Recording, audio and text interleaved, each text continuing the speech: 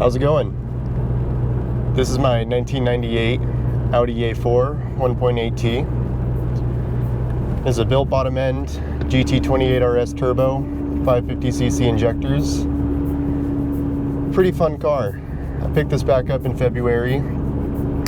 Girlfriend and I flew down to Boise, and I was driving this for a while until I picked up the B8.5 S4. And I just pulled this back out of storage because my girlfriend's going to be driving it over the winter. She has a Hyundai Veloster, and she was kind of concerned about the tires. They don't grip very much, and she didn't want to buy a new set just for winter. She's not planning on keeping the car too long. So she's going to be driving the A4. It's a fun car. I would say it makes roughly 280 horsepower or so. The clutch on this is horrendous to drive. It's a 6-puck, lightweight flywheel, just awful drivability on this car, but she's getting it figured out.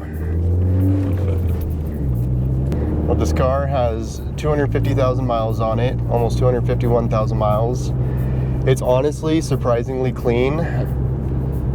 When I picked this car up down in Boise, it's been in a few fender benders. The trunk was pretty messed up, and the passenger side fender is still crunched. I've been trying to find a clean silver passenger side fender, which is like nearly impossible. Seems every silver A4 or S4 gets hit in the passenger fender. And honestly, for 250,000 miles, this car has not given me very many issues. The coolant housing on the back of the block was plastic, and that ended up leaking and dumping coolant everywhere. So I replaced that with another plastic one. I have a metal one eventually that I'm going to throw on in case this one decides to fail for some reason. I do have another 1.8T for another car that I have that I've just been holding on to. I'm going to be building that eventually. I just need to find some space for it. That's going to be a fun, big project. But this car, I don't have to do too much to it. It's just maintenance. I want to do all new control arms, new mounts all around. Let's get this backed up to snuff. The engine is pretty healthy. It doesn't burn any oil. It doesn't leak any more coolant. I think there's a small oil leak off the oil filter housing, but I mean, it's a B5. You're gonna have leaks. One of my biggest gripes about this car is the drive-by cable. There's not very many tuning options for this unless you want to go standalone, which who knows. My girlfriend decides she loves this car, which she said she does. She's been having a blast driving it. We might do something further down the road with this chassis. I want to pick up another B5 S4 to start building that. I have another block ready that might be going into the yellow car, and then taking the engine from the yellow car and putting it into another shell. I definitely bought this car on a whim. When I was talking to the guy, he was being super helpful with everything. He was sending me videos, kind of like just appeasing me and making sure that this purchase wasn't gonna screw me over in the end.